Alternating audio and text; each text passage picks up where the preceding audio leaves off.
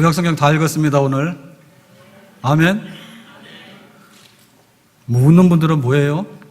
열심히 읽고 또 읽어가지고 47번째, 2번씩 한 것도 있기 때문에 한 50번 넘게 해가지고 오늘 욥기서 읽음으로 다 끝났어요. 지난 시간에 그 느헤미야 해가지고 예루살렘 성벽의 역사 끝인데 이제 시편은 좀 뺀 거 있고요. 그 시가서 중에 쭉 와가지고 욥기 이제 읽게 돼서 다 끝나는 거예요. 아멘. 다 읽으신 분 손 들어보세요. 손 이렇게 주보 해가지고 이렇게 손 들어보세요. 이렇게. 옛날 읽은 거 말고 이번에 오후에 구약 성경 읽기 계속 나가면서 한번 완도 가신 분 손 들어보세요. 이번 기회에 좀 더 손 들어보세요. 몇 분이에요? 예, 이따가 우리끼리 파티합시다. 안 읽으신 분들은 뭐예요? 벌써 해야 돼요. 예, 그렇게 일자 했는데. 자, 오늘 이제 욥기 읽고서 이제 끝내는데요. 자, 욥기 그러면 욥이라는 인물이 등장하는데요. 자, 욥기 그러면은 무슨 생각이 납니까? 욥은 인내의 챔피언, 인내하는 사람, 고난을 이긴 사람. 그래서 우리가 뭐 안 될 때 욥처럼 이렇게 쓰잖아요.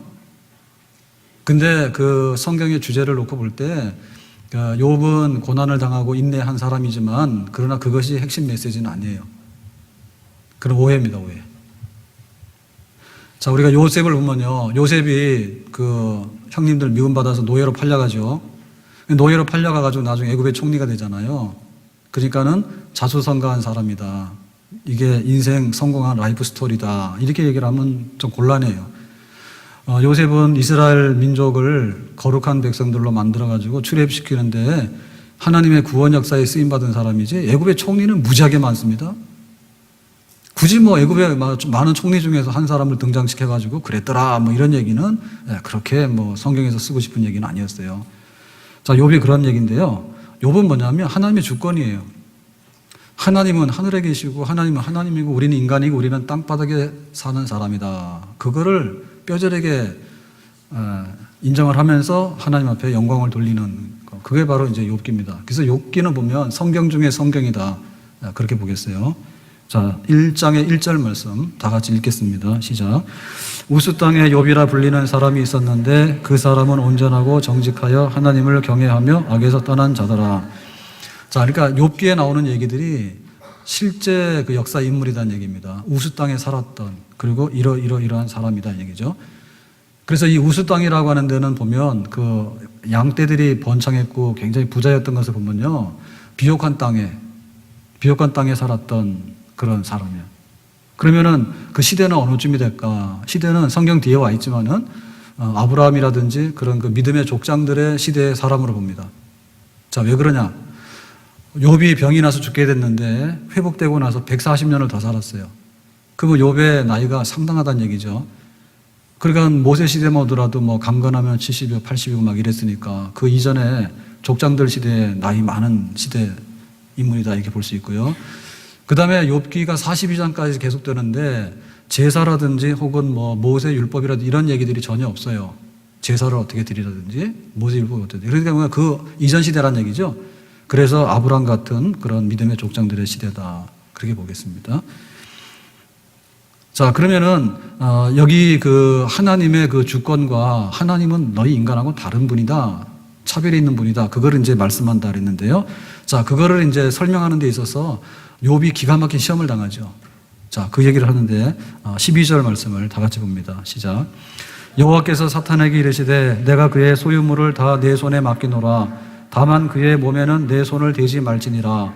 사탄이 곧 여호와 앞에서 물러가니라. 자, 하나님과 욥 사이, 하나님과 인간 사이에 누가 개입이 되냐면 사탄이 개입을 해요. 그래서 사탄은 우리가 아는 대로 타락한 천사장입니다. 하나님께서 인간을 만드시고 하나님께서 하늘과 땅을 다 만드셨는데 눈에 보이지 않는 영적인 피조물들도 만드셨어요. 그게 바로 천사들 종류예요. 천사들 종류가 여러 있거든요. 근데 그 중에서 하나님을 반역한 우두머리가 사탄이야. 근데 보통 성경에서는 이 얘기 잘 안 하잖아요. 뭐 가끔 가다가 천사도 사탄도 천사의 얼굴을 하고 나타난다 이런 말이 간혹 있는데 성경에서 사탄이라는 얘기 안 하거든요. 근데 왜 욥기에서는 그 하나님과 욥 사이에 사탄이 개입될까? 그래가지고 우리가 이거를 잘못 이해하게 되면 하나님과 사탄과의 전쟁이다. 그러니까 하나님은 빛이고 사탄은 어둠이고, 그래서 둘이서 뭐 이렇게 충돌하다가 뭔가 이루어졌다. 이렇게 하게 되면 이거는 이제 이원론으로 들어가게 돼요.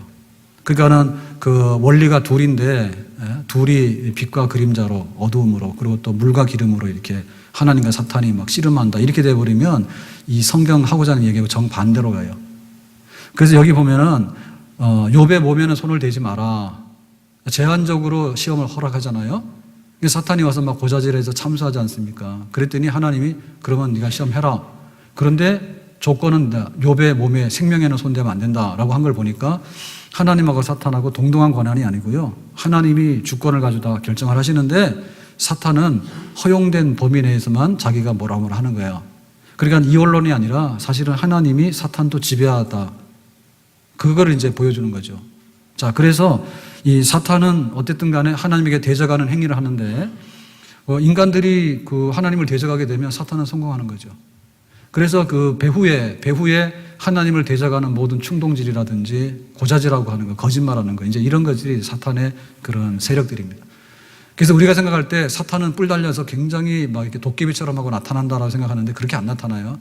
네, 사탄은 마음속에 하나님은 이용할 가치가 있는 거다. 이렇게 해서 나타나는 게 바로 사탄의 무서운 역사입니다. 네, 교회들이 지금 이 사탄에게 지배를 받고 하라고 할 때 뭐냐면 자식 10명하고 물질하고를 시험하잖아요. 1차 시험 때. 그러니까는 자녀 10명이 다 죽죠. 집이 무너져서. 그리고 자기 그 가축, 양떼들을 다 그 강탈당하잖아요. 그러니까 그렇게 함으로 인해 가지고 사탄은 뭐냐면 고자질하는 거죠. 봐라. 욥은 만약에 자식을 안 줬으면 욥은 하나님 안 믿는다. 근데 자식 10명을 축복했기 때문에 하나님을 믿는 거다. 그리고 욥이 부자가 됐기 때문에 하나님 믿는 거지 욥이 가난해지면 안 믿을 거다. 그게 이제 사탄이 그 시험하는 그런 거예요.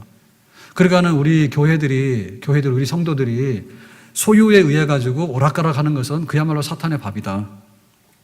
사탄의 전공이 그거예요. 교회 왜 오느냐? 돈 벌러 와. 교회 왜 오느냐? 교회 왜 오는 거냐? 돈 떨어져서 안 와.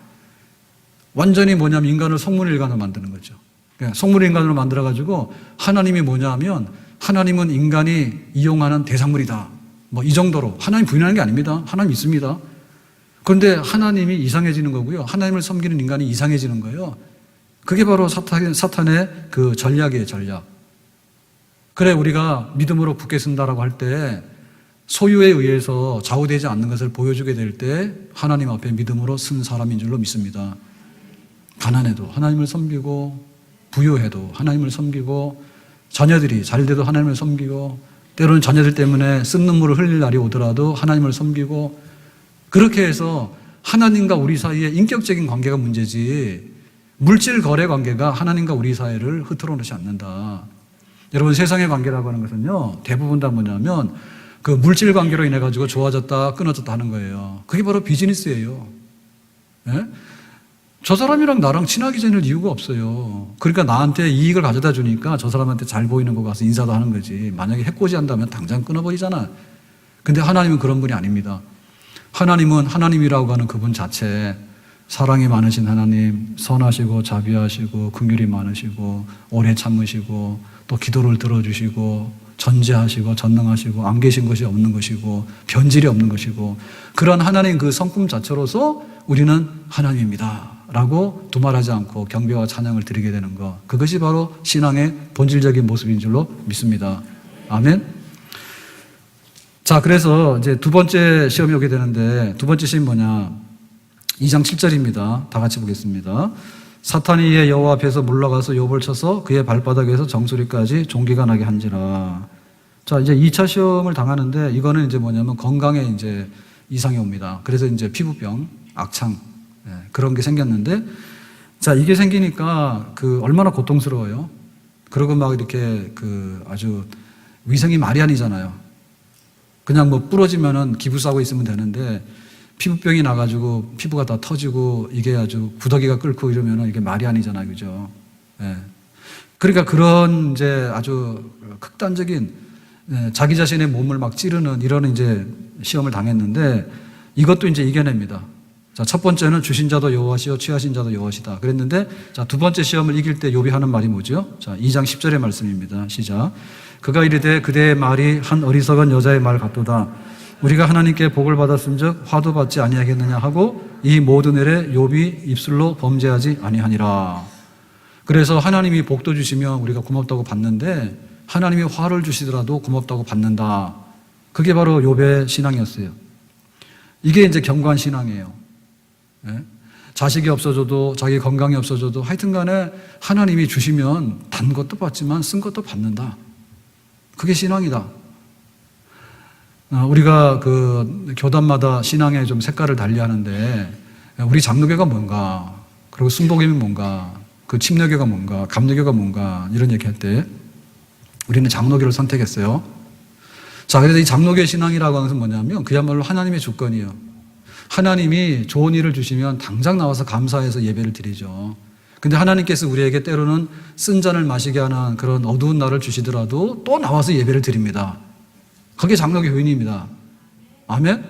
그러니까 하나님을 보고 믿는 것이 장로교예요. 장로가 주인인 교회가 아니라 하나님의 주권을 높이고 하나님 중심으로 살아가는 장로교다. 그 반면에 순복음 같은 데서는 뭘 굉장히 중요시 여기냐면 방언하느냐. 그래서 그거를 두 번째 축복이다 해서 예수 믿어서 거듭나는 게 첫 번째 축복, 퍼스트. 두 번째 세컨드가 뭐냐면 방언 받는 거. 그 방언 같은 거 굉장히 높였거든요. 그러니까 방언을 높일 수는 있는데 그것이 어떤 신앙의 그 지극한 깊이를 나타내는 건 아니에요. 방언 안 받은 사람도 굉장히 많아요. 예? 그러니까 그 방언이라는 말은 그야말로 사투리 아닙니까? 통역이 안 되는 사투리라고 하는 것은 그게 무슨 말인지 모르는 거예요, 사실은. 하나님을 찬양하는 건지 개 짖는 소리인지 모르는 거야. 그런데 거기다가 말이야 너무나 많은 지극한, 너는 막 거룩한 사람이라 그러는데 옛사람이 옛사람, 새 사람이 아니라. 그러니까 잘못하다 보면 막 이렇게 방언하고 병 고치고 하니까 막 어떤 하나님의 어떤 그 역사가 막 역동적인 것 같잖아요. 그런데 뒤로 돌아서서 보면 하나님이 없어. 그런 약점이 보여질 수가 있는 거예요. 자, 그 다음에 그 침례교 같은 경우는 뭐냐면 세례를 2번도 받고 3번도 받아요. 침례교는. 우리는 평생에 1번밖에 안 받습니다. 물세례를. 왜냐하면 성령 세례가 이미 받아졌기 때문에 물세례는 1번으로 족하다 그런 거거든요. 침례교 같은 경우는 뭐냐면 침례교에서는 그 물세례를 2번, 3번도 받아요. 그래서 그 세례를 뭐라고 보느냐면 변화된 생활의 상태로 보는 거예요. 세례를.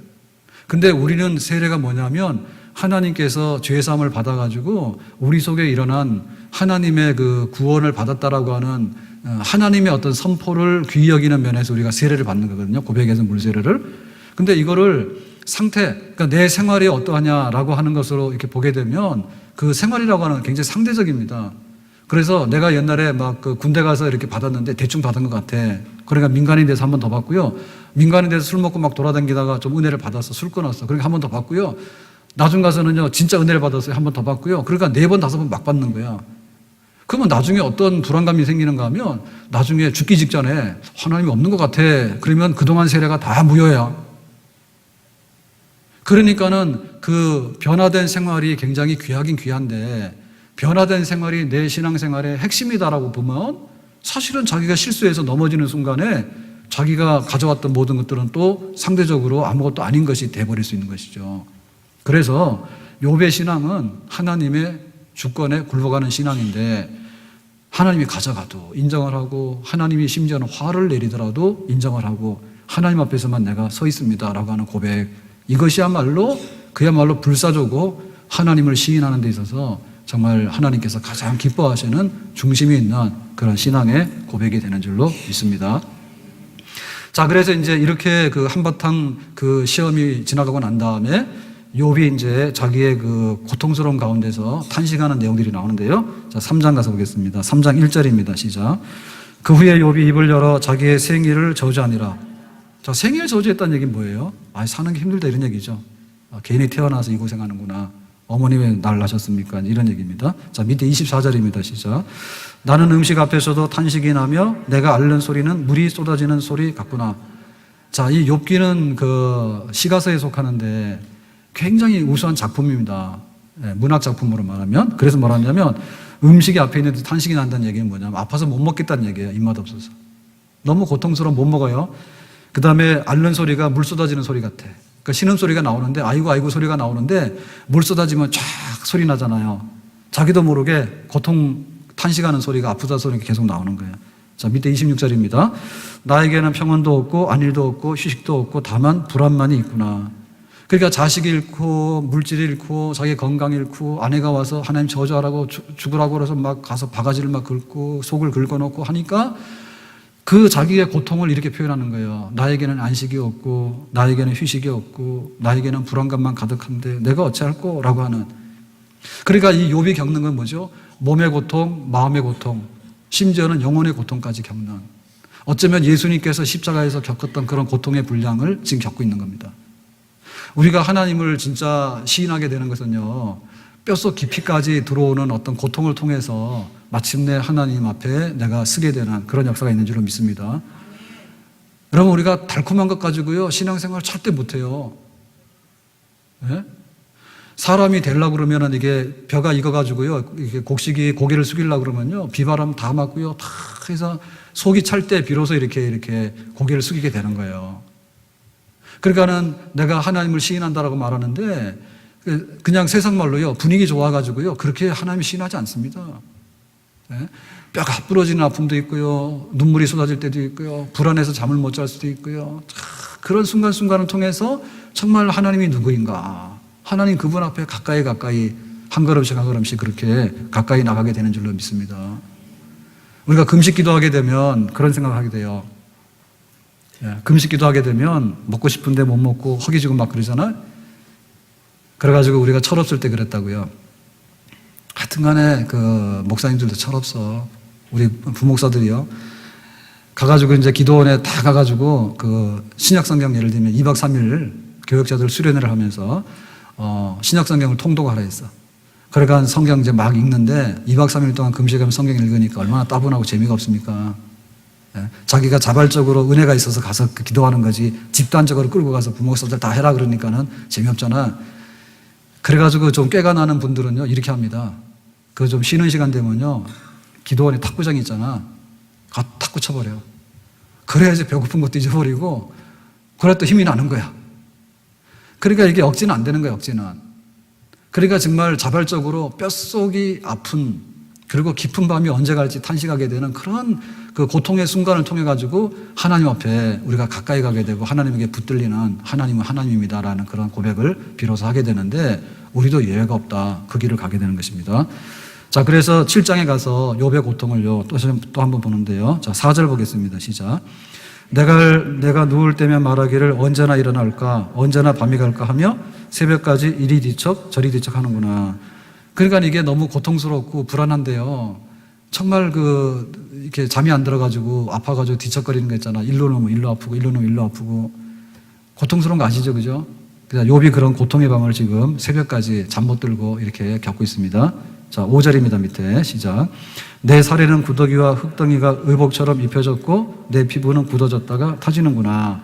그러니까 이제 이 피부 악창이 나가지고 이게 이제 터졌다가 굳었다 하니까 여기에 구더기도 생기고 그 다음에 이제 흙덩이가 의복처럼 입혀졌다. 그러니까는 이게 피부가 이렇게 껍질이 다시 붓고 터지고 이런 아주 짓물려지는 이런 과정, 이런 고통을 지금 욥이 겪으면서 말하는 겁니다. 자, 그래서 밑에 18절을 말합니다. 시작. 아침마다 권징하시며 순간마다 단련하시나이까. 그러니까 이게 날마다 반복되는 거고 순간마다 통증이 오는 거예요. 순간마다, 매 순간마다 그 아픔이 찾아오게 되고 막 통증이 머물라 그러면 다시 오게 되고 그리고 하루가 지나면 좀 나아질까 싶으면 또 그게 반복이 되고 끝없는 그런 연속적인 그 고통의 순간들이 나에게 계속된다 그랬습니다. 자, 밑에 19절입니다. 시작. 주께서 내게서 눈을 돌이키지 아니하시며 내가 침을 삼킬 동안도 나를 놓지 아니하시기를 어느 때까지 하시리까. 하나님께서 침을 삼킬 동안도 좀 나에게 편안함이 없다. 그러니까 침 한 모금도 제대로 못 삼킬 정도로 숨이 막히고 막 가슴이 아파가지고 찢어지는 듯한 그런 극단의 그런 통증과 아픔을 지금 욥이 여기 지금 호소하고 있는 것이죠. 이거를 보면 예수님께서 십자가에서 겪었던 고난이 생각이 나요. 자, 이런 면에 있어서요, 욥은 정말 고난을 이긴 챔피언이에요. 아멘? 그러니까 이 고난을 통해서 하나님 앞에 드디어 무릎을 꿇은 사람이에요. 그러니까 오전에도 말씀드렸지만은 우리가 하나님의 사람 되는 것이 최고의 축복입니다. 근데 그 하나님의 사람이 되는데 그런 헛고생을 하면 안 된다는 얘기지. 뼈가 부러져도 왜 부러졌는지도 모르고, 살이 다 터져 나와도 이게 왜 그런지도 모르고, 그렇게 해서는 안 된다. 그러니까 욥은 침을 삼킬 때마다 하나님 이거 왜 그렇죠? 하나님 내가 다음에 침을 삼킬 때는 좀 편안하게 해주면 안 되겠습니까? 사실은 그 고통을 몸으로 다 받아들이고요. 마음으로 다 받아들였어. 그래서 결국에 그것을 자기가 가슴에 품음을 해가지고 하나님을 시인하게 되고, 그러니까 하나님께서 나중에 욥을 그래 너는 됐다라고 갑절로 복 주시는 그런 역사가 있게 되는 줄로 믿습니다. 내가 깨져야 됩니다. 천국에 들어가려면 환난을 많이 겪어야 된다 했어요. 그러니까 우리가 이렇게 편안한 마음으로 그냥 교회 와가지고 그냥 뭐 어디 잔치집에 가서 그냥 한번 이렇게 분위기 잡고 가고 이런 식으로 절대 안 된다. 안 된다. 사실은 우리 그 자녀들도 보면 그렇지만요, 우리가 그렇게 낙관할 수 있는 그런 게 없어요. 아이들이 젖먹이 때는 젖을 못 물리면은 고통스러운 거고, 또 뭐 이렇게 초등학교 갔는데 아이가 얻어맞고 오면 또 그런 거고, 사춘기 가야 됐는데 말 안 듣고 자꾸만 이렇게 바깥으로 나돌면 또 그런 거고, 또 청년이 되면 또 그렇죠. 등치는 이렇게 컸는데 자기 인생을 못 찾아가면 또 그런 거고, 부모가 볼 때 그거 뭐 흡족하게 느낄 수 있는 순간이 언제가 있습니까? 언제가 있어요? 저희 둘째가요, 지난주에 기숙사 신청을 했는데 떨어졌어. 그래가지고 막 이렇게 이모티콘을 보냈는데 우는 거 있잖아요. 쫙 보냈어요. 그래서 또 어떻게 합니까? 기숙사 신청이 떨어졌다고. 기숙사 들어가는 게 하늘의 별 따기인가 봐. 성적대로 하는 거예요. 그래가지고는 안 됐다고 막 섭섭해가지고요. 그래서 또 뭐라 그래요? 또 위로해야 되잖아요. 그랬습니다. 그래서 제가 또 거기다 친히 글까지 써가지고, 제가 그래서 목회하느라고 바빠요. 애들마저 셋이라서요. 그래서 네가 집이 없니? 부모가 없니? 뭐 학교에서 기숙사 오지 말라 했다가지고 뭐 그렇게 슬프냐? 속으로는 저도 속상하지. 그래도 이제 그렇게 딱 해가지고 집에 오면 언제나 대환영이야. 그래가지고는 이제 탁 그래서 보냈어. 그랬더니 네 이러고 왔더라고. 그래도 달래는 거야. 다 큰 놈도 그런 거야. 다 큰 놈도. 그랬더니 추가 발표가 났는데요. 엊그제 기숙사 추가 발표가 났대. 누가 그거 등록을 안 했던가 봐. 그래서 추가 그래가지고는요, 또 이렇게 막 대박 났다고요. 추가 붙었다고 또 이렇게. 그래서 진짜 축하하기로 또 보내줘야지 뭐야 그것도. 이러면 이러고 저러면 저러고. 그래서 사실은 그 할아버지 할머니 되는 것도 참 힘듭니다. 예, 가서 잘 살면 좋은데 그거 또 그러면 그렇고, 또 손자 손녀들 또 맡기니까 또 겁나고 말이에요. 그러니까는 우리가 살아가면서 이게 욥의 그 고난은 극단적인 것인데요, 우리도 이에 준하는 걸 다 받아야 돼. 그렇지만 하나님이 누구인가를 그런 사건을 통해서 똑똑히 알게 되면 그 사람은 복이 있는 사람인 줄로 믿습니다. 우리가 그 헛고생을 하면 안 되는데, 절대 하나님의 사람으로 변화돼 나가면서 욥처럼 인정받는 사람이 되는 그런 고난이라면 그 고난을 달게 여기고 기쁨으로 받아들일 수 있는 그런 우리 안에 진정한 신앙이 있기를 주님의 이름으로 축원합니다. 아멘. 자, 그래서 이제 그 욥이 그런 자기 속에 있는 고통스러운 그 얘기를 다 내놓습니다. 그랬더니 이제 쫙 친구들이 몰려옵니다. 자, 친구들이 엘리바스하고 빌닷하고 소발 3명이거든요. 자, 이 세 친구들이 와가지고 위로하는 척 하더니 욥에게 막 뭐라 하는 거예요. 너는 숨은 죄가 있어. 그러니까 네가 하나님 옆에 벌 받은 거야. 알았지? 빨리 네가 다 비밀을 말해라. 이제 이렇게 되는 겁니다. 자, 그래서 엘리바스의 그 첫 얘기를 보겠습니다. 자, 4장 7절입니다. 시작. 생각하여 보라. 죄 없이 망한 자가 누구인가? 정직한 자의 끊어짐이 어디 있는가? 그러니까 네가 되는 걸 보면 네가 뭐 잘못돼서 그런 거야. 이제 그 얘기죠. 자, 밑에 8절입니다. 시작. 내가 보건대 악을 밭갈고 독을 뿌리는 자는 그대로 거두나니. 그게 뭐예요? 욥 보고 너는 악을 갈았고 독을 뿌렸기 때문에 네가 자식이 좋고 망했지.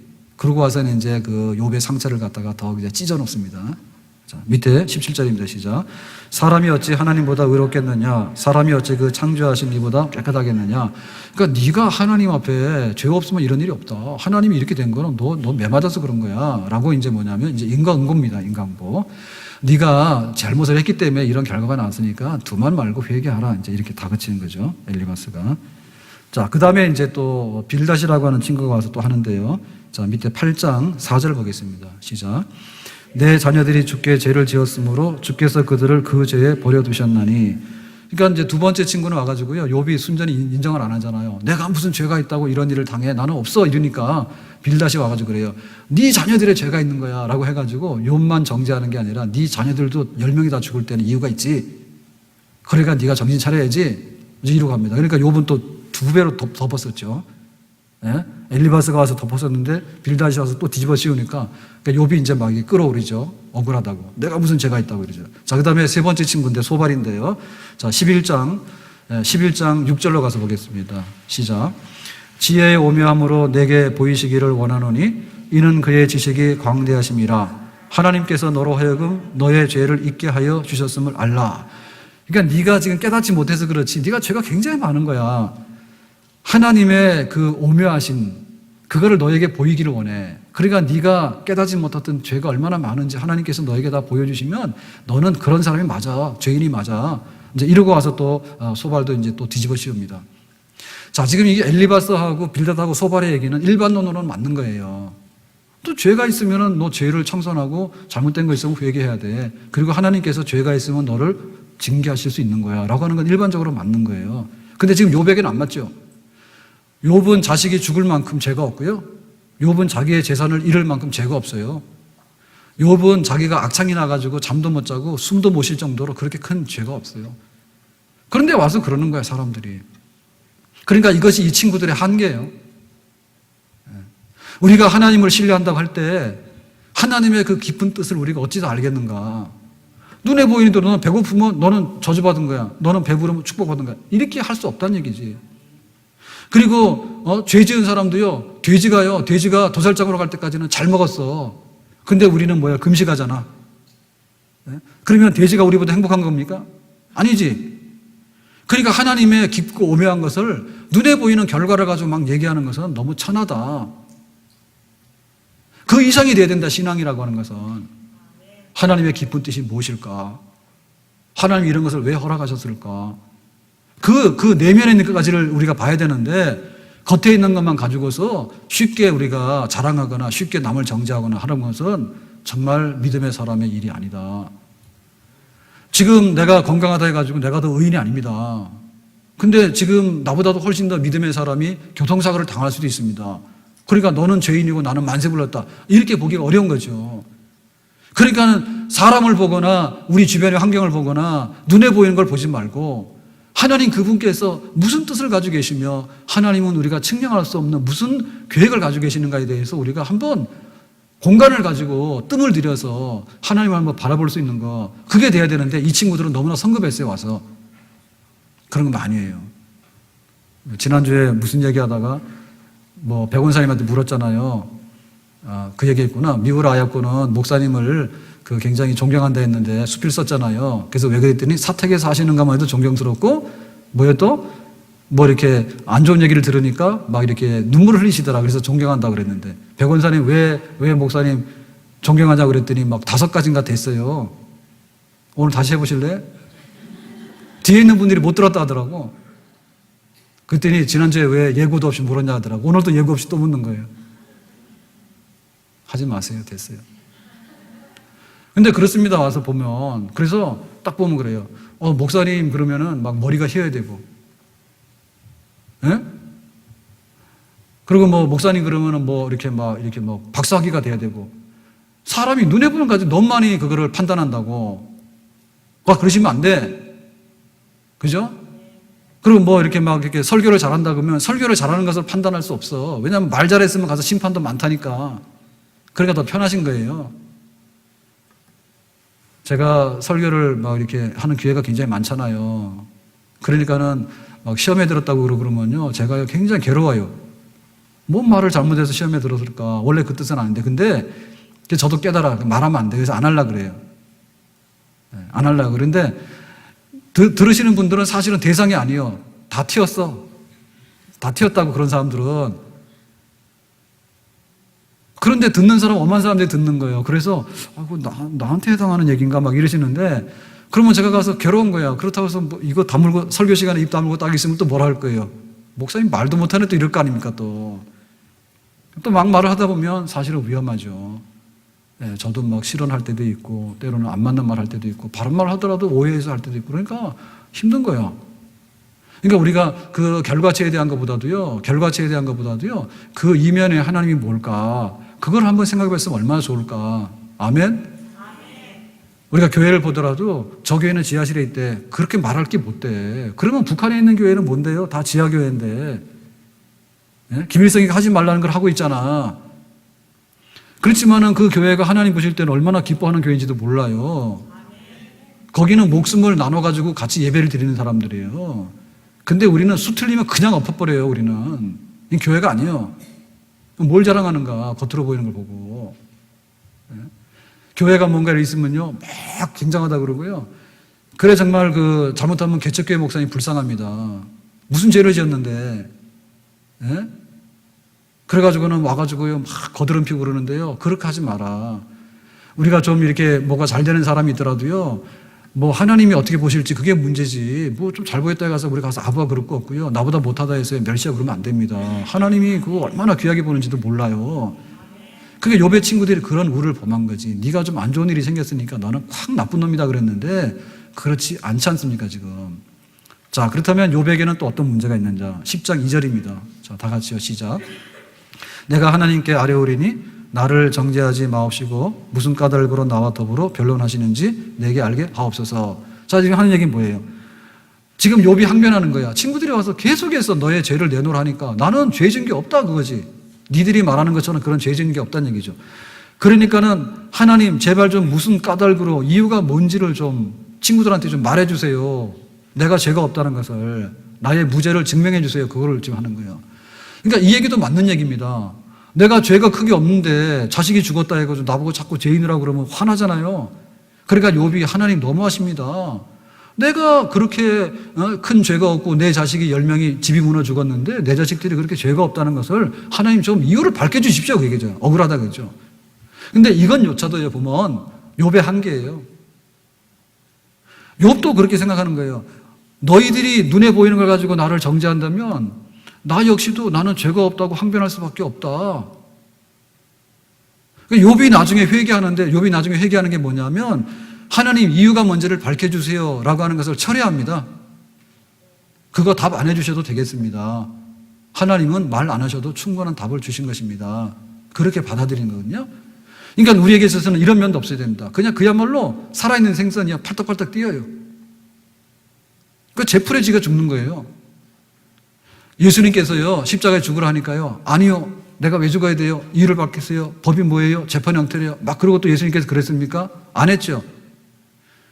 세상의 법으로 죽는 게 아니잖아요. 지금 예수님께서는 세상 죄를 지고 가라고 하는 그런 하나님의 부탁을 가지고서 인류를 구원하라고 하는 사명을 가지고 죽지 않습니까? 그러니까 하나님과 그 빌라도에게 따질 필요가 없는 거죠. 왜 그러십니까? 하는 게 아니라 아버지 내가 이해는 못하겠습니다.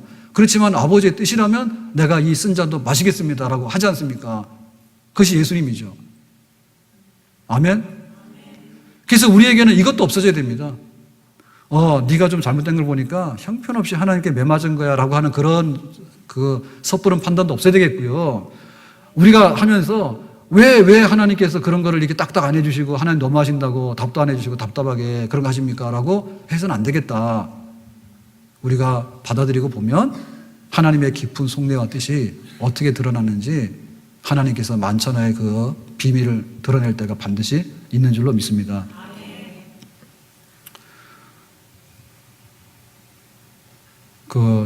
여러분 거기 혹시 가보셨어요? 여름이라서요. 한번 인제군 설악산 바다 쪽 말고 이쪽으로 인제에 거기 가면 이제 뭐 방태산도 있고 그러잖아요. 거기 가면 이제 골짜기 하나가 있는데 아침 가리골이라고 있어요. 들어보신 분 손 들어보세요. 아침 가리골이라고. 한 분도 없어요. 뭐 거기 갔다 오신 분도 없겠네. 뭐 갔다나 왔어요? 들어보진 못했는데? 뭐 듣도 보도 못한답니까? 그런 데가 있답니다. 제가 책 보고 찾아갔는데요. 실패한 경우도 있지만 성공한 경우도 있어요. 거기는 성공한 경우예요. 그게 그 방동약소라 해가지고요. 방동약소라에서 그 약수터부터 해가지고 등산하는 분들이 많이 이용하는데 그 내린천 상류예요. 해가지고 근데 그 골짜기를 뭐 어떤 사람은 4시간 걸었다고 어떤 사람은 6시간 걸었다고 그래. 그래서 이제 쫙 내려오는데 그 골짜기인데 아침가리꼴이 뭐냐면 아침에만 밭을 갈고 점심때부터는 어두워져서 밭 못 간다. 그러니까 이제 오지다 이런 뜻이라 그래요. 그 지명이. 그래서 이제 골짜기가 있는데 그 험하긴 험하더라고. 막 전부 다 돌투성이고 막 그런데 그래가지고 막 길을 가면은 이쪽으로 숲길을 가다가 냇가로 좀 가다가 또 길이 없어지면 이제 물을 건너서 또 이쪽으로 가고 그래. 그 물 건너려고 그러면 그냥 이렇게 신발 벗고 가야 되는데 그것도 한두 번이 아니니까 그냥 등산화 신고 풍덩 가라 이렇게 돼 있다 책에. 가는데 제가 오늘 그 여자가 그 요셉의 옷을 벗겠다 했잖아요. 자, 여자 시리즈 2탄 또 합니다 오늘 오후에. 근데 거기 이렇게 등산복 하고 여자들이 막 이렇게 오잖아요. 그러니까 등산 산악회에서 이제 이렇게 실어다 놓으면 거기 내려가지고 그 방동 약수부터 해가지고 쫙 거기 내려오는데 거기 골짜기로 이제 몇 시간 코스가 있는가 봐요. 이렇게 내려오는가 봐요. 근데 여자들이 등산복 다 하고 그렇게 탁 차림을 다 하고 왔는데 거기 막 물 있으니까 계곡에 막 풍덩 들어가는 거야. 옷 입은 채로. 남자들은 10명 중에 1명 그러면요. 여자들은 내가 30명 봤습니다. 예. 여자들이 옷 입은 채로 막 계곡에 뛰어드는데요. 그래서 지금 우리나라 남자들만 군대 가는 거는 잘못된 거예요. 예. 여자들은 다 해병대를 보내야 돼. 뭐 바다고 강경 막 뛰어들 것 같아. 잘 뛰어들더라고. 예. 잘 뛰어들고 막 부끄러운지도 몰라. 물속에 들어가서 막. 근데 보니까 이게 사람이 이제 깊은 이렇게 계곡 그런 이제 트레킹을 하고 그러면 사람 좀 신령해야 되잖아, 그지? 그죠? 신령해야 되잖아, 신령. 그러니까 그 산세에 맞게끔 처신도 하고 이래야 되는데 가가지고 그냥 좀 이렇게 신발 신고 물 건너가는 건 이해가 가요. 그런데 그 얕은 물이죠. 깊은 물도 아닌데 가가지고는 막 천방 앉아가지고는 막 일어났다 와가지고 막 그 샤워하는 여자들은 도대체 뭐요? 그러니까 좀 이렇게 안 맞아. 그러니까는 어떤 남자분이 화가 났던가 봐. 이 무식한 여자들아, 여기 계곡 처음 와보냐고. 계곡 그렇게 하면 안 됩니다. 이렇게 국립공원 가가지고 발 담그거나 이렇게 목욕하는 행위를 하면 벌금 물어요. 막 뭐라 하니까요. 여자들이 화가 난 거야. 그러니까 뭐라 막 하더라고. 그랬더니 막 아줌마들 그러면 안 돼. 막 그래가 야단 막 그러더라고. 그러니까는 우리가 막 이런 이게 욥하고 친구들하고 얘기를 보면서 너는 숨은 죄가 있으니까 그렇고 욥은 또 펄펄 뛰는 거야. 내가 뭔 죄가 있냐 그러고 멱살 잡고 막 하나님 너무하다 그러면 하잖아요. 이게 지금 우리들한테 벗어나야 돼. 예? 교회가 뭐 이러냐 그러고 뭐 장로님이 뭐 그러냐 그러고 목사님이 그러냐고. 그럼 너는 뭔데 도대체? 예? 그러니까 우리가 그런 거 없어야 되고요. 설령 우리에게 그런 게 그게 참 어려운 거예요. 예수님께서 십자가를 지실 때 뭐가 어려웠냐면 못 박힌 것도 어려웠지만은 예수님은 하나님의 저주받았다고 저 신성 모독해가지고 저주받았다고 그 소리가 얼마나 예수님 괴로웠을까. 그러니까 우리에게 그런 게 있어요. 하나님 나는 주일도 지키고 기도도 하고 교회 와서 집사로서 권사로 장로 할 만큼 다 했습니다. 근데 하나님 왜 이러십니까? 라고 하는 그것조차라도 달게 받아들이고 하나님께서 그거를 만천하에 드러낼 때까지 정말 이게 계곡이 깊으면 깊은 대로 좀 이렇게 골짜기에 물이 흘러가면 흘러가는 만큼 좀 운치 있게 해야 되는데 퐁당 들어갔다 퐁당 나와가지고 말이에요. 거기서 말이에요. 옷 그거 타가지고 물 질질 흐르는데요. 또 저 가더라고. 또 가긴 잘 가더라고. 그래가지고 갔더니 그 산악회에서 온 그 차들 있잖아요. 버스들. 갔더니 또 남자들은요. 술판을 깔았더만 이제 내려와가지고 보니까 또 거기서 술판을 깔아가지고 옷 다 젖었는데 나는 무슨 옷 입고 가는지를 모르겠어. 그다음부터는 내가 모르겠어요. 본 게 없으니까. 근데 여자들이 그거 굉장히 좀 용감하더라고요. 그리고 지난번에 저기 갔을 때는 어디죠? 곤배랑 갔을 때는요, 내려오니까 그러더라고요. 여자분이요, 좀 중년인데요. 그 남자분한테 그러는 거예요. 아저씨 밥 먹을 사람 없으면 우리랑 같이 먹어요. 그러니까 아저씨가 대답도 안 해요. 그랬더니 먹을 데 없으면 와요 막 이러더니 결국엔 남자가 끌려가더라고. 여자들 무섭습니다. 물속에도 막 들어가질 않는가 사람들 보는 데서요. 밥 먹으러 혼자 가는 남자 보고 밥 먹으러 오라더니 기어이 끌고 가더라고. 그러지 말자. 하나님께서 어떤 일을 두시더라도 그냥 더우면 뭐 안 더운 것처럼 하고 또 추우면 또 안 추운 것처럼 하고 좀 안 좋으면 안 좋은 대로 그래도 하고 그래서 그냥 어쨌든 간에 하나님께서 그거를 만천하에 드러내시는 그날까지 갈 수 있다면 그 사람이 하나님의 사람이 되는 줄로 믿습니다. 자, 14장 1절로 가서 1절과 2절을 한번 보겠습니다. 시작. 여인에게서 태어난 사람은 생애가 짧고 걱정이 가득하며 그는 꽃과 같이 자라나서 시들며 그림자같이 지나가며 머물지 아니하거늘. 그러니까는 꽃과 같이 시들고 그 생애가 그림자같이 지나간다라는 얘기. 그러니까 욥이 이제 자기가 화가 나고 하니까 하나님 나의 무죄함을 증명해 주세요라고 했다가 정말 인생이라는 게 이거밖에 안 되는가 이제 이런 얘기를 하는데 인생은 무한하고 유한하고 인생은 유한하고 그다음에 인간은 연약하다 그런 이제 탄식을 하게 됩니다. 시드는 꽃이다 그림자 같다 그랬어요. 자, 이걸 보면은 자, 이 결과로 두 가지, 세 가지 경우가 나올 수 있는데요. 하나는 뭐냐면 그러니까 허무주의다 이렇게 갈 수도 있는 거고요. 그러니까 허무주의다 이렇게 갈 수 있는 거고요. 그러니까 극단적인 이런 고통을 당하면서요, 사람이 이렇게 자꾸 부서지다 보면, 시달리다 보면은, 에이, 모르겠다, 허무하다, 주저앉아 버려서 그냥 없어져 보자, 이런 게 되는 거고, 또 하나는 뭐냐면, 그냥 인간적으로 가는 거죠.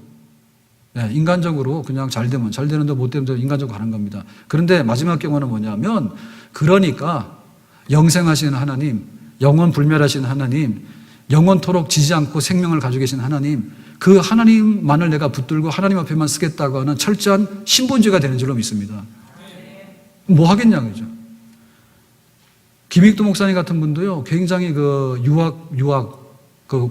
옛날에 과거도 치고 그랬던 마지막 세대 분이라 그래요. 근데 굉장히 뭐 안 되고 이러다 보니까는 이게 허무주의, 결혼도 해보고 했는데 재미없잖아요. 파탄 났단 말이에요. 근데 나중에 그 은혜를 받고 나니까 정말 하나님께 붙들린 사람이 됐어. 그러니까 우리가 그 고난 끝에 뭐가 될 것인가에 대해서 철저하게 신본주의가 된다면 그 사람은 정말 복 있는 사람인 줄로 믿습니다. 제가 대학교 70년대 다닐 때 그 대학교 1학년 때 그 동아리 모임 했는데 거기 잠깐 갔는데 교회 가기 전에요. 그러고 나서 이제 교회 갔거든요. 근데 그때 겨울에 그러니까 2학년 딱 들어서는 그 겨울에 그 학교에서 큰 일이 생겼습니다. 그건 뭐냐면 그 동아리 활동 같이 하고 학교 안에 커플인데 그때는 여학생들이 별로 많지 않았어요. 지금 여학생들이 굉장히 많은데 여학생 많지 않았는데 동아리에서 또 학교에서 커플한 그 친구가 있었는데 학교에서 목매달아 자살했어.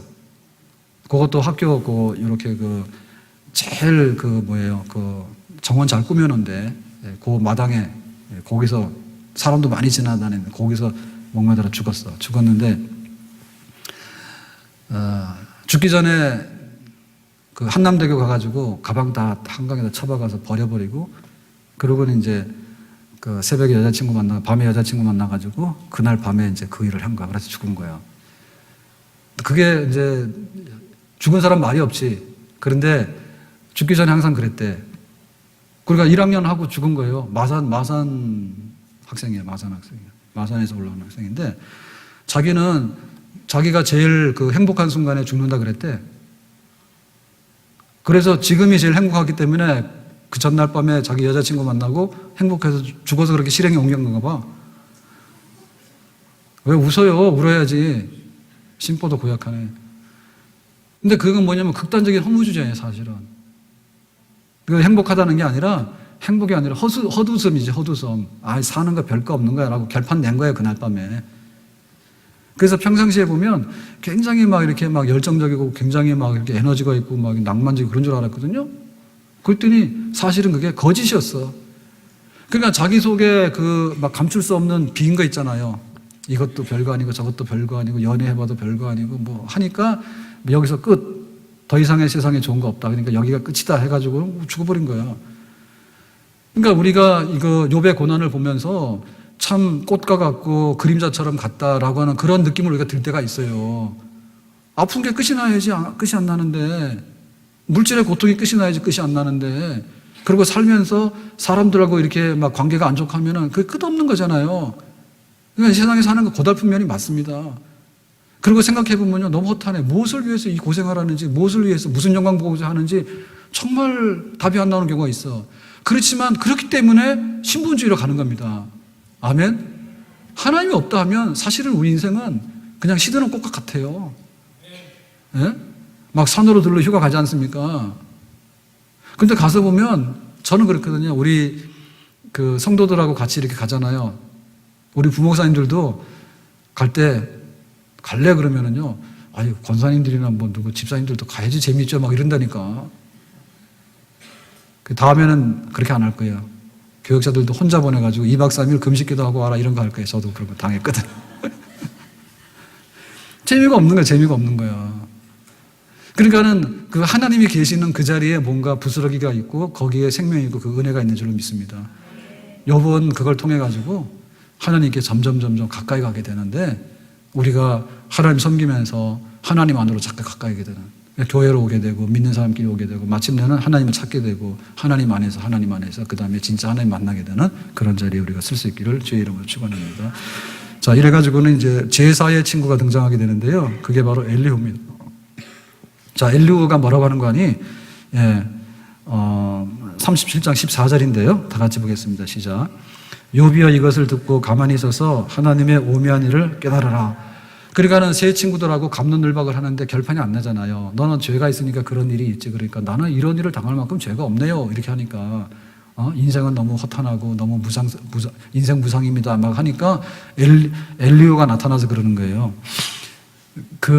이렇게 하지 말고 하나님의 그 위대하심과 하나님의 그 전지전능하심 앞에서 네 자신을 한번 생각해봐라. 그러니까는 지금 네가 잘못이 있다 없다라고 하는 얘기는 굉장히 좀 지엽적인 얘기잖아요. 그러면 네가 하나님 앞에서 네가 과연 그 잘났다고 할 수 있느냐? 하나님 그분 앞에서 네가 그 전능자를 다 알아? 이제 이런 식으로 이제 엘리후가 그 좀 더 넓은 의미에서 욥 네가 그래도 그렇지 내 죄 없다고 펄펄 뛰면 되냐? 좀 고개 숙여 겸손해야 된다. 이제 이런 이제 충고를 하게 됩니다. 자, 이런 얘기가 진행이 되면서 드디어 이제 하나님께서 욥에게 나타나셔요. 자, 이게 이제 욥기의 클라이막스입니다. 자, 보겠습니다. 38장 1절과 2절 3절입니다. 다 같이. 그때 여호와께서 폭풍우 가운데서 욥에게 말씀하여 이르시되 무지한 말로 생각을 어둡게 하는 자가 누구냐? 너는 대장부처럼 허리를 묶고 내가 네게 묻는 것을 대답할지니라. 그러니까 하나님께서 침묵하고 계셨는데 사실은 몰랐던 게 아니죠. 다 알고 계셨죠. 사탄이 고자질해서 시험을 허락한 것도 하나님이 알고 계셨고, 그 다음에 친구들이 와서 욥을 공격하는 건 하나님 알고 계셨고, 욥이 억울하다고 펄펄 뛰는 것도 하나님 알고 계셨고, 가만히 계셨던 거예요. 그 다음에 이제 드디어 하나님께서 나타나시는데 폭풍우 가운데 나타나시는 거예요. 그러니까 그 앞에서 있었던 침묵하고 지금 하나님의 등장하고는 너무나 극적이죠. 하나님께서 우리 속에 날마다 폭풍우처럼 나타날 수 있습니다. 그렇지만 하나님께서 그걸 안 하시는 것도 똑같은 효과가 있는 겁니다. 하나님께서 그거를 날마다 안 보여주지만은 하나님께서 우리 가운데 당신을 드러내고 싶은 폭풍우 같은 열망이 있습니다. 자, 그랬을 때 대장부처럼 허리를 묶고서 네가 한번 씩씩하게 내가 묻는 말에 답을 해라. 이제 하나님께서 욥에게 이제 질문합니다. 지금까지 욥이 하나님에게 질문한 거예요. 하나님, 까닭이 뭡니까? 이유가 뭡니까? 내가 뭘 잘못했습니까? 이것도 그렇고 저것도 그렇고 하나님 납득이 안 됩니다. 이해가 안 갑니다. 이 친구들이 너무합니다. 계속해서 지금 욥은 입을 안 다물었거든요. 아파 죽겠다. 그렇게 막 신음소리를 내면서도 정신만 차리면 그거예요. 하나님 그래도 그렇죠. 하나님 그래도 그렇죠. 계속해서 말을 했잖아요. 입을 안 다물고. 그랬더니 하나님께서 가만히 침묵하고 계시다가 하나님께서 없는 것처럼 하고 계시다가 폭풍우 가운데 나타나가지고 네가 허리를 동이고 대장부처럼 서라. 내가 이제 말하겠다. 물을 테니까 대답해라 그러잖아. 네가 그렇게 말 많이 했으니까. 첫 번째 질문이 뭐냐면 4절입니다. 다 같이 시작. 내가 땅에 기초를 놓을 때에 내가 어디 있었느냐? 내가 깨달아 알았거든 말할지니라. 자, 하나님의 이 질문이 자, 욥이 대답할 수 있는 거예요, 없는 거예요? 우리가 생년월일 대라고 하면 생년월일 다 되잖아요. 그 다음에 출생지 대라고 하면 출생지 다 되잖아. 그 탄년의 아내들은 다 아이 산부일 거야. 근데 사실은 자기가 아이 산부니까 기억도 없어. 근데 이제 엄마가 얘기를 하니까 너는 오늘 7월 20일 날 아이산북에서 태어났어. 그러니까 그런 줄 알지. 사실 잘 몰라. 그것도 우리가 힘들잖아요. 그죠? 그런데 지금 뭐라 합니까? 땅에 기초를 놓을 때, 그래서 하나님께서 하늘, 땅 그렇게 할 때 창세기 1장 1절로 돌아가가지고 야, 너 그때 너 어디 있었어? 너 그거 봤어? 그러니까 욥이 할 말이 없죠, 지금. 그래서 이제 욥이 지금 펄펄 끓었잖아요. 하나님 도대체 내가 뭘 잘못했다고. 친구들한테 내가 이렇게 봉변을 당하고 아파 죽겠는데 와서 욕까지 먹고 이래가지고 욥이 지금 끓을 대로 끓었습니다. 용광로입니다. 근데 와가지고 하나님께서 질문을 드디어 하시는데 땅에 기초를 놓을 때 너 어디 있었어? 너 봤어? 그러니까 욥이 뭐라 그래요? 대답을 못 하잖아요, 당연히. 그러니까 이제 1% 빠진 겁니다. 김이 1% 빠진 겁니다. 자, 그 다음에 두 번째입니다. 자, 8절입니다. 시작. 바다가 그 모태에서 터져 나올 때에 문으로 그것을 가둔 자가 누구냐. 바다가 형성이 돼가지고 여기까지 해가지고 인천 앞바다에서 딱 서버린 거예요. 그랬을 때 그 바닷물이 거기까지 오도록 문을 딱 잠궜는데 그게 누가 한 건지 알아? 아니, 지금 바다 구경은 했지만은 바닷물이 오면 도망가야 되는 거고 뭐 그런 것이 지금 그 바닷물을 여기까지 오라 해가지고 문을 닫고 안 닫고 이런 거를 정하는 거는 자기 해본 적이 없잖아요, 지금 욥이. 어떻게 수돗물 잠그는 게 겨우 하는 것이지 어떻게 바닷물에 들고 날물 자기가 계산해가지고 서라 마라 이렇게 할 수가 있습니까, 지금? 그러니까 이것도 또 상상 초월하는 질문입니다. 그래서 욥이 또 그동안에 막 얼마나 하나님께 매달렸습니까? 하나님 말씀해 주셔야 됩니다. 그랬더니 너 대답해라 했더니 두 번째 대답 또 딱 막혔잖아. 그러니까 또 이제 또 1% 빠진 거예요. 그러니까 욥은 뭐예요, 지금? 2% 빠진 거지, 그죠? 2%가 빠진 겁니다. 자, 그 다음에 이제 12절로 가겠습니다. 시작. 내가 너의 날에 아침에게 명령하였느냐? 새벽에게 그 자리를 일러줬느냐? 아침이 오고 새벽이 오고 밤이 오는 거에 대해서 네가 말하니까 그렇게 오더냐? 그러죠. 아, 우리는 새벽에 깨기도 바빠요. 아침이 오면은 막 깨기도 바빠. 주일날은 더 일어나기 힘들잖아. 그랬는데 아침이 오라 그러면 아침이 오고 밤이 오라 그러면 밤이 오고 도대체 이 시간 관리를 누가 하는지 누가 명령을 내리는지 알게 뭐요? 예? 그거 지금 막 사람이라는 것은요. 진짜 그 10년 전이 옛날입니다. 그래서 오늘 가셔가지고요. 사진도 막 찍어 놓으세요. 예, 오늘이 전성기입니다. 제가 볼 때 여기 청년들이 없기 때문에 오늘이 전성기야. 오늘 찍어 놓으면 유리해. 근데 10년 후에 가면 머리카락도 하나도 없어. 이제 이빨도 다 빠지고. 그러니까 도대체 이 시간을 갖다가 누가 아침에 오라 새벽에 오라 도대체 누가 하느냐. 욥이 지금 구경도 못한 거 아닙니까? 자기 지금 나이 먹어가는 것만 해도 막 이게 막아내기 급한 거죠, 지금. 그러니까 또 말을 못 하는 거죠. 그러니까 이제 한 3% 빠졌습니다. 예, 욥이 그냥 막 이렇게 하늘을 날 기세입니다, 지금. 하나님 억울해 죽겠어요라고 했는데 한 3% 빠진 거예요, 김이. 자, 그 다음에 22절 보겠어요. 시작. 내가 눈 곳간에 들어갔었느냐? 우박 창고를 보았느냐? 야, 네가 우박 구경했냐? 그 눈 떨어지게 되는데 눈이 적설량이 얼마나 되는지 눈 창고를 만드는데 그런 거 봤냐? 그러니까는 또 욥이 할 말이 없죠. 예? 눈 오면 그냥 눈이나 구경하는데 그 눈 창고의 전체 분량을 어떻게 알아요? 만년설이 쌓여 있으면 그놈을 어떻게 알아? 그 비밀을. 그 산이 눈에 덮여서 만년설인데 그걸 어떻게 하냐고. 북극에 갔는데 눈이 얼마나 쌓여 있고 그 비밀이 어떻게 되는지 어떻게 할 거냐고, 욥이. 우박도 그렇잖아요. 어디서 어떻게 우박이 떨어지는지 측량할 길이 없잖아요. 우박 오면 맞긴 하지. 그러니까 또 욥이 또 할 말이 없는 거죠, 그죠? 그래가지고 또 입을 다뭅니다. 그러니까 또 이제 점점 하나님께 그렇게 하려고 했던 말들이 내가 할 말도 없는데 내가 했나? 이런 생각이 점점 들기 시작하는 거죠. 예, 그 다음에 31절입니다. 시작. 내가 묘성을 메어 묶을 수 있으며 삼성의 띠를 풀 수 있겠느냐. 자, 묘성이라고 하는 것은요, 황소자리에 있는 7개의 별 무리를 말하는 것이고요. 삼성이라고 하는 것은 오리온 별자리를 말하는 거예요. 그러니까는 그 시대에 별자리 이름을 딱 거명을 하면서 별자리 이름을 걸으면서 사람 이름도 우리가 어렵잖아. 잘 기억이 안 나잖아, 이름도.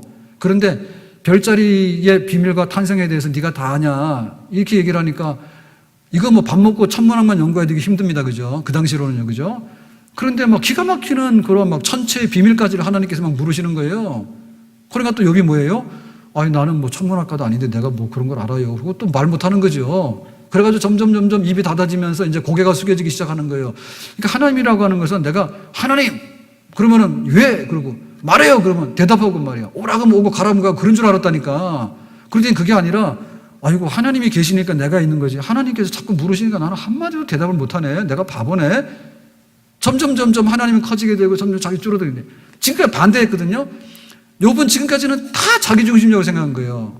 하나님께서 나에게 복을 주셨고 나는 죄가 없고 친구들이 뭐라고 해도 나는 끄떡없고 딱 자기 얘기만 해가지고요. 막 하나님 답하라고 그렇게 했는데 나중 가서 보니까는 하나님 말씀하시는데 자기는 할 말도 없는 사람으로 전세가 역전돼 가는 것을 지금 욥이 느끼면서 점점 고개를 숙이게 되는데 그게 바로 신분주의자로 변해나가는 과정입니다. 아멘. 자, 그 다음에 여기 생략되어 있는 부분 중에는 이런 것들이 있어요. 수탁에게 IQ가 있는데 너 그거 비밀 알아? 이런 거예요. 아, 욥이 뭐 다 해부를 해봤어요. 뭐 어떻게 알아요? 그래요. 지능검사를 해봤어. 수탁도 슬기가 있대. 너 알아? 그러니까 욥이 또 이거 하나님 지금 이거 내 자식 죽은 것도 내가 이해가 안 돼서 그러는데 어떻게 수탁의 머리에 지혜를 내가 어떻게 헤아릴 수 있겠어? 다 못하는 거지 또. 그래 너 하마 알아? 그랬죠. 우리는 동물원에서는 하마 봤죠. 그 욥은 사실 이거 구경도 못한 거잖아요. 하나님께서 그러십니다. 하마 알아? 너 강에 있는 악어를 알아? 막 이러는 거예요. 그러면서 하나님께서 질문을 쏟아붓는데 너 염소가 새끼를 어떻게 낳고 암사슴이 어떻게 돌아다니고 뭐 이런 거 동물의 생태계를 다 알아? 그러니까는 하나님이 질문하시는데 지금 자기는 이런 거 있잖아요. 내가 뭘 잘못했나요? 내 행위의 윤리적인 면 가지고는 지금 친구들하고 갑론을박하고 막 싸우고 있잖아요. 네가 잘했니 못했니 오해니 아니니 막 하고 있잖아요. 그랬더니 하나님께서 쏟아붓는 것은 그 당시로 볼 때는 이게 그 동물학, 식물학, 천체, 막 우주과학까지 동원했는데 하나님께서 이렇게 많은 질문을 쏟아붓는지 몰랐어. 폭풍우처럼 와가지고. 그러니까 욥이 옳고 그름에 대한 문제가 아니라 질적인 차이에 대해서 압도를 당하는 거야. 네? 그게 바로 신앙이에요. 옳고 그름의 문제는 굉장히 기초적인 거예요. 윤리적으로 볼 때 이건 옳은 거고 이건 틀린 거다. 그 판단 분명하지 않습니까? 그렇지만 하나님과 우리 사이의 질적인 차이에 대해서 얼마나 우리가 인정하고 사는가 그게 문제란 말이죠. 하나님 그분께서 침묵하실 때 우리가 어떻게 되겠는가? 하나님께서 입을 열어서 쏟아부으시면 우리가 답할 수 있는 게 아무것도 없단 말이죠. 하나님은 하늘에 계시고 우리는 땅에 있다는 걸 명심해라. 하나님은 영생하시는 분이고 우리는 강건하면 70이고 80인데 우리의 그 지능이라고 하는 것은 갑자기 물으면 핸드폰도 기억이 잘 안 나고요. 내 차 이름도 기억 잘 안 나요. 내가 며칠 전에 복습했어요. 내 차가 5461인가 그래요. 맞을걸요 아마. 근데 가끔가다 생각이 안 나요. 그러니까는 하나님과의 관계는 질적인 차이에 대한 그런 관계입니다. 그게 바로 경외심이고 그게 바로 예배입니다. 아멘? 조용필이 공연한다 그러면 와가지고 막 몇십만 원 주고 돈 내고 사가지고 오빠 한번 해봐요. 옛날 노래 돌아와요 해봐요. 그러면 와 박수 치고. 여러분 그것이 하나님과의 관계가 다 그런 관계가 아니에요.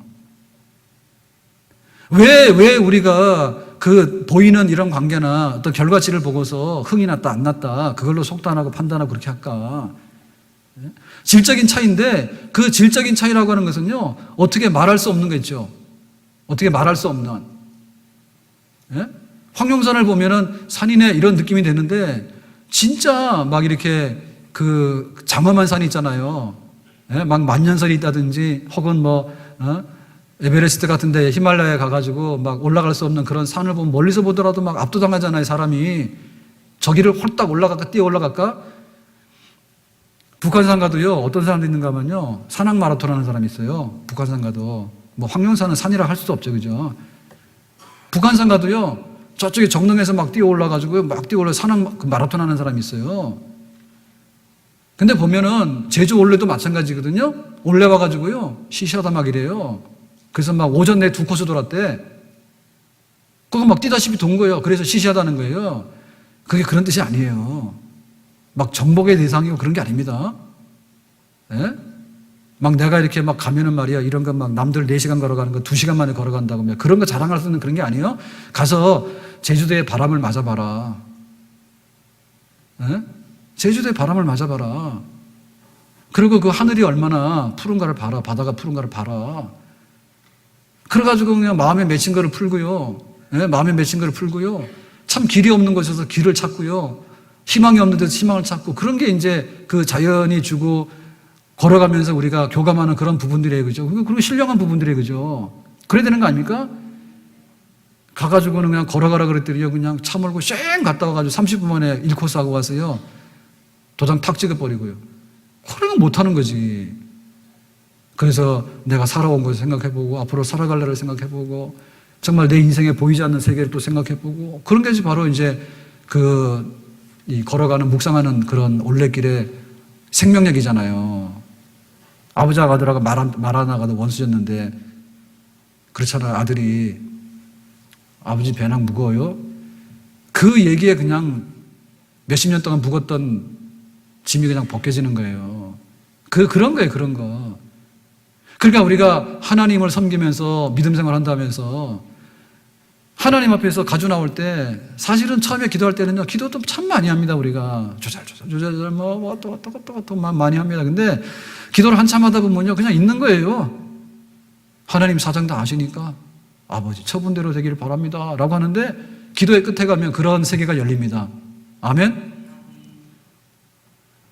기도 안 하니까 이제 기도를 많이 하셔야 됩니다.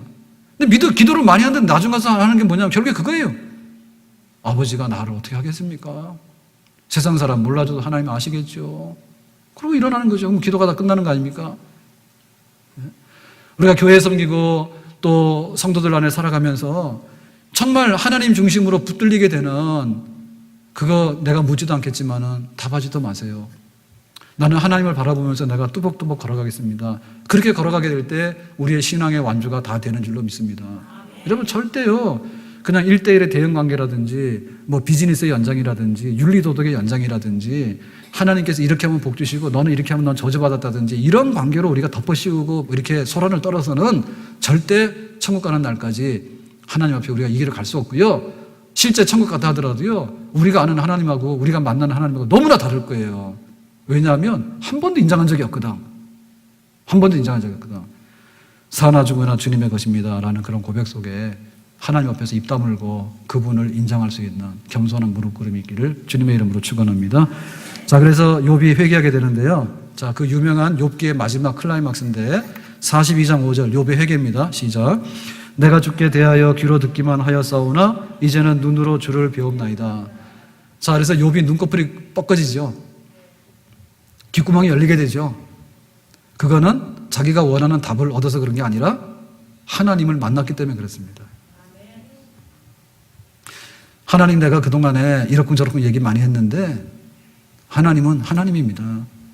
제가 무릎 꿇습니다라고 할 때 그게 바로 욥의 회개예요. 자, 이런 면에 있어서 우리는 진실로 회개해야 될 줄로 믿습니다. 하나님 그분을 인정하게 되는 진정한 회개. 나는 인간입니다. 하나님 앞에 내가 무릎 꿇습니다. 이게 바로 진짜 예배인데 이 예배를 드릴 수 있기를 주님의 이름으로 축원합니다. 자, 그래서 그 욥이 회개하면서 그 마지막에 10절에 어떤 복을 받았느냐. 그 유명한 욥이 갑절의 복을 받았다 그럽니다. 자, 10절 다 같이 읽습니다. 시작. 욥이 그의 친구들을 위하여 기도할 때 여호와께서 욥의 공경을 돌이키시고 여호와께서 욥에게 이전 모든 소유보다 갑절이나 주신지라. 자, 이제 문제인데요. 자, 욥이 이제 2배의 복을 받았잖아요. 그러면 제가 질문을 던져볼게요. 욥은 자식이 10명이고 원래 부자였지 않습니까? 이게 좋아요? 아니면 자식 죽고 다 망했다가 하나님이 10명 자식 주시고 그 다음에 물질로 2배로 주시는 게 좋아요? 뭐가 좋아요? 앞에 게 좋아요? 뒤에 게 좋아요? 둘 중에 하나 하세요? 다시 할게요. 자, 욥이 처음에 자식 10명이 번창하는 복을 받았고 재산이 많았어요. 자, 그게 복입니다. 자, 그게 좋아요? 아니면은 고생 죽자 하고 죽다 살아났어. 신음소리 하다가. 그러다가 하나님께서 이제 때가 됐다 해서 2배로 주셨어. 자, 2배로 주신 게 좋아요. 뭐가 좋아요? 앞에 게 좋은 거 손 들어보세요. 둘 중에 하나는 다 하셔야 돼. 앞에 거 좋은 거. 많이 드셨다. 2번째 좋은 거. 왜 이렇게 욕심이 없어요? 갑절이니까 2배니까 좋잖아요. 첫 번째 게 좋아요? 예, 머리 쓰시는데 그러시면 아직도 회개 안 한 사람들입니다. 진짜 다 2번째 게 좋다고 하신 분들은요, 왜 좋으신가에 대해서 또 헛물을 키시면 안 됩니다. 고생 죽자에서 2배로 버는 것보다는요, 고생 안 하고 원래도 부자였어요. 그러니까 첫 번째가 더 좋은 거예요. 그러니까 두 번째 분들도 잘못 선택하신 거예요. 근데 똑바로 알고 선택하면 잘하신 거예요. 뭐냐면 여기 지금 갑절로라고 하는 것은 두 배로라고 하는 것은요, 그 내용이 회복돼 가지고 두 배다 이런 뜻입니다. 그러니까 이거는 질량의 법칙이 아니고 양의 법칙이 아니고요, 질의 법칙이에요. 질의 법칙, 퀄리티 법칙이에요. 그게 바로 두 배예요. 갑절이에요. 아멘. 그러니까 첫 번째 손 드신 분 다 잘못 든 거예요. 두 번째가 맞긴 맞아. 그런데 뜻을 알고 해야 돼. 이게 빵 두 개를 주니까 좋은 게 아니라 첫 번째 빵보다도 전혀 배 안 고픈 빵을 주셨기 때문에 이 두 번째 갑절의 복이 좋은 거예요. 아멘. 이게 뭔가 하면 예수 믿어서 거듭난 새로운 생명을 얻게 된 축복이 바로 여기 들어있는 갑절의 복입니다. 아멘. 우리가 자식이 죽으면요, 이름 말할 수 없어요. 그런데 자식을 죽음으로 인해 가지고 내가 우리 가족이 다 예수 몽땅 믿었기 때문에 가치가 있어요. 내가 재산을 몽땅 잃었어요. 너무너무 고통스러워. 근데 그 재산을 잃은 것으로 인해서 내가 영생을 얻고 천국을 얻었다면 그 사람은 갑절의 복을 얻은 겁니다, 이미. 아멘? 우리가 친구들한테 배신을 당하거나 혹은 부부간에도 그럴 일이 있을 수 있어요. 사람들 때문에 쓴 눈물을 흘릴 수 있어. 그렇지만 사람들 때문에 쓴 눈물을 흘리는 대신에 예수님이 나의 구주이시고 내 진정 사모하는 한 분밖에 없는 친구입니다라고 하는 것을 뼈저리게 알아서 예수님의 손을 꼭 붙들었다면 사람들도 당한 외면이나 버림이 복이 되는 줄로 믿습니다. 그게 바로 갑절의 복이에요. 그러니까 우리가 예수님 안에서 얻게 된 거, 내가 좀 재산이 부족하다 하더라도, 건강이 부족하다 하더라도, 또 내 환경이 좀 부족하다 하더라도 이제는 예수님 안에서 하나님을 똑바로 알게 되면서 누리게 되는 것이 갑절의 복인데, 이 복을 꼭 다 소유하고 누릴 수 있기를 예수님의 이름으로 축원합니다. 그래서 교회가 만세반석에서는 든든한 교회입니다. 여러분, 교회 돈 자랑하러 오시면 안 되고요, 외모 자랑하러 오시면 안 돼요. 교회 자식 자랑하러 오시는 것도 안 되고, 교회 와가지고 자기 명예 자랑할 것도 아무것도 없어요. 지나고 보면 아무것도 없어요. 아무것도 없어요. 다만 그걸 통해서 물질의 고통과 자녀의 고통과 세상에 버림받는 고통과 인생살이 너무 괴롭잖아. 어젯밤에 잘 주무셨는가요? 더워가지고? 예? 참 여름에는 하룻밤 나기가 참 괴롭습니다. 그렇게 살아가는데 우리에게 있어서 복이 도대체 뭐냐? 하나님을 하나님으로 알아서 내 속에 있는 인생이 달라지게 되고, 밥 먹더라도 내용이 달라지게 되는 거. 배 터지게 밥 먹는 게 아니라 참 하나님 앞에 충성하게 해서 밥을 먹는 거. 얼마나 아름답습니까? 우리 자녀들이 그냥 하나님을 잘 섬기면서 교회의 기둥이 돼가는 그런 걸 보면 얼마나 배가 부릅니까? 갑절의 복, 하나님을 아는 복, 이 복에 동참할 수 있기를 주의 이름으로 축원합니다. 빛나고 높은 보좌와 다 같이 자리에 주의 앉으신 27장입니다. 주 예수 얼굴 영광이 해같이 빛나네. 해같이 빛나